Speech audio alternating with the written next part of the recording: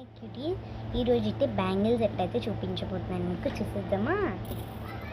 ఈ టూ అయితే నేనైతే బీ సెంటర్లో కొన్నాను, ఈ సిటీలో అండి. నెక్స్ట్ అంటే విజయవాడలో. నేనైతే ఇవి కూడా మా మమ్మీ క్రిస్మస్కి తీసుకొని వచ్చింది. ఇటు మా నానమ్మ కొనింది. నెక్స్ట్ ఇటు మా అమ్మమ్మ వాళ్ళు కొన్నారు. ఇంకా ఈ రెండేమో మా పిన్ని కొనింది. చాలా బాగున్నాయి కదా, క్యూట్ ఉన్నాయి.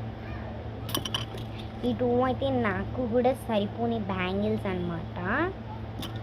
ఈ టూ అసలు నా చేతికి కూడా చాయ్ ఇదిగోండి.